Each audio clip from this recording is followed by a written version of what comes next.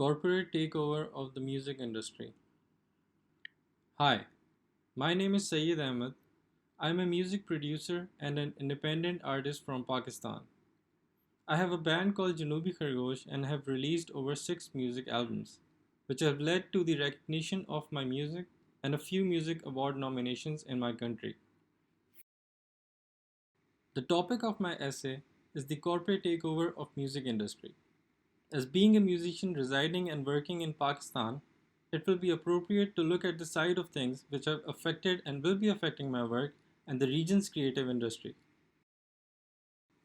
Pakistan has a rich music culture that has contributed so much to the world of Eastern music since the 60s.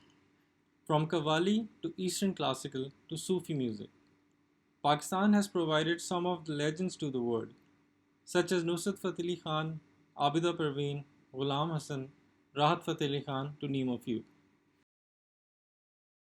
Over the past several decades, the control of the worldwide music industry has become increasingly concentrated in the hands of a few influential multinational corporations.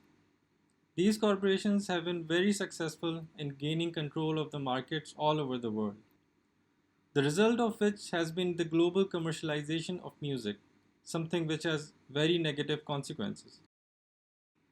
It tends to homogenize the diverse musical styles of the world and marginalize those styles that do not fit into the recording industry's preconceptions of what will sell.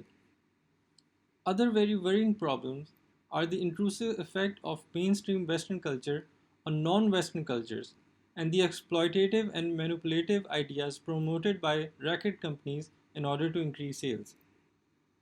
Starting in 1988, there had been an oligarchy of record companies running the show, which was referred to as the Big Six, but throughout the 90s and 2000s, the Big Six consolidated into Big Five, the Big Four, and as of now, all we have left are the Big Three: Universal, Sony, and Warner. These three companies distribute, own, and manage the vast majority of record labels in the US.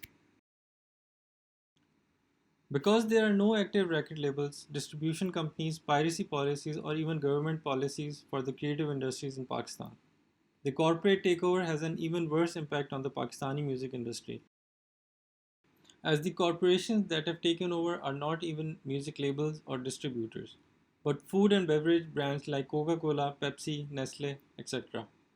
These companies have music shows like Coke Studio, Pepsi Battle of the Bands, Nescafe Basement, that are being aired on almost all TV channels that have a reach of millions of people.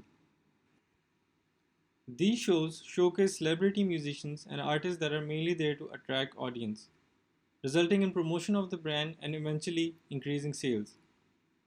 Unfortunately, these shows have a huge influence on what kind of music people consume, marginalizing the smaller talented musicians of the country. For this purpose, I took an interview of Mikal Hassan. Known as the founder of Mikal Hassan Band, he is a renowned music producer who has to his credit a number of thrilling records like Sampuran and Antholan. Currently in Lahore, Hassan, unlike other industry veterans, is aware of the music scene and what's happening in it.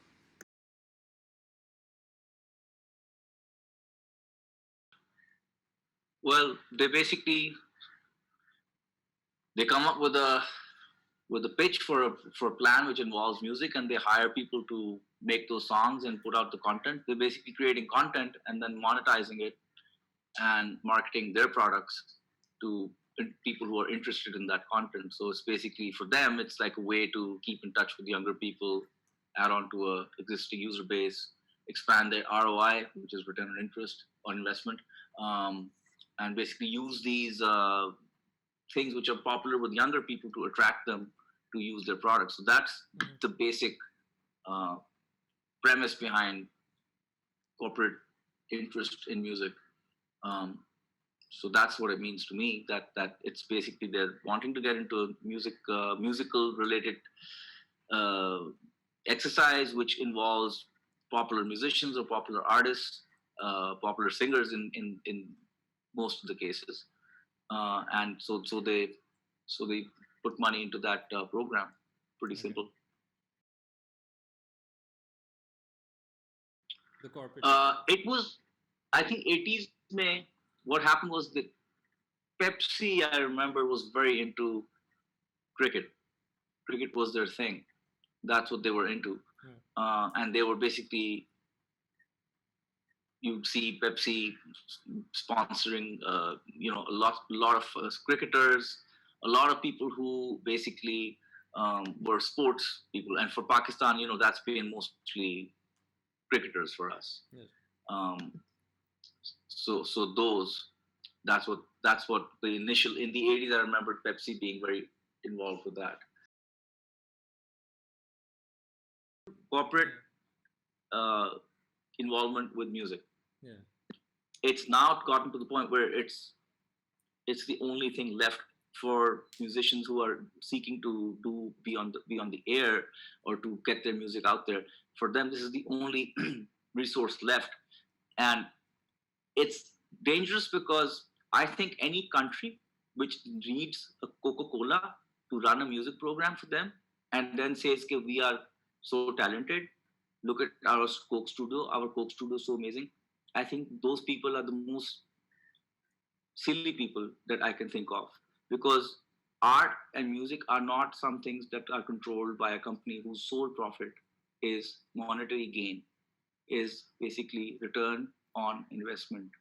They don't look at it as presenting good music. They look at it as presenting the product which people want to engage with. And I don't blame them for that. They're, they're on the right track. What I blame them for is not protecting musicians, Yeah. is usurping and exploiting people, so that you've got these 12, 13 people who you see on the program. Well, those players have lost their careers actually, because now that the party's over, they realize that they spent those 10, 12 years sitting in a room playing for a guy who owns all the publishing on everything these artists do, by the way. So it is corrupt, basically. The very nature of it is corrupt, but it's quoted in these sugary terms where it's like, oh my God, you're going to be on Coke Studio. Wow. Mm. It doesn't. If you were to calculate the number of songs they do in a season, which is about 34, and you were to tell me the number of dollars that each of the songs got spent in terms of marketing, and then you were to tell me how much success they saw, if you do the numbers and the ratios, it's not a successful program. It's a bloated, what we call a white elephant. It's a white elephant project which these companies have gotten stuck into doing. Both Pepsi and Coke are in the same problem. They've gotten into something which they never understood and they didn't care about it. And they also got the wrong people for it. They got the same people who they are comfortable with, which is people like Strings and Rohit, because they can talk the talk. They know that world better than you and me. The People like number. Waleed, people like Strings, they are the ones who are enabling these corporations to get away with murder. And they do it knowing fully well what they're doing.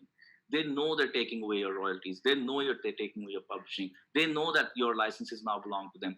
They know all of this.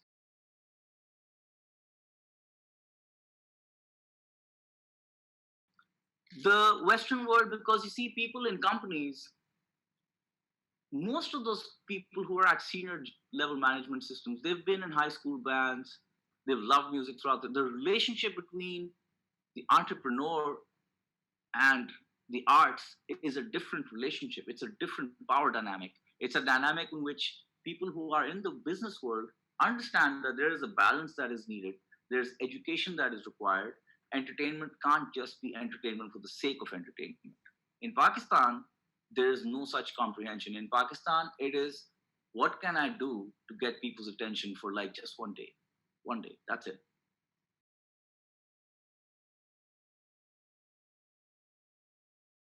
No, they will never be a fruitful partnership, because they are not in this to, they don't respect you, they don't like you, they look at you as people who are taking away their budgets to do shit that they should have had in their own pockets. There will never be a time when artists will be given the respect and the love that they deserve. There's never going to be that time. Okay. Long story short, if you let a corporate entity which sells poison to your children sell your music for you, guess what they're selling?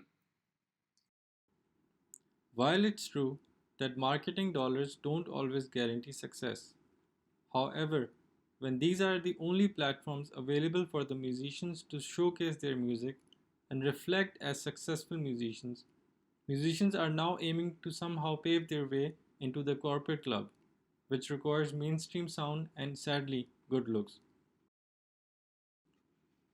According to Hassan, these corporations have found an easy access into the Pakistani music industry, where they can benefit from the lack of policies and government protection of the artist. These corporations manipulate and exploit musicians, giving them little or no margin of the gigantic revenue they milk. Many mainstream musicians who can actually bring a change due to their influence are also part of the game. Big producers like Royal Hayat, Zulfi, and Strings have now actually become the face of these corporations. It is solely in the hands of the government to actually protect the artists from being exploited, introducing strict policies and tax concessions on live events and earnings, so that smaller artists can earn a living and grow based on their talent rather than corporate backing.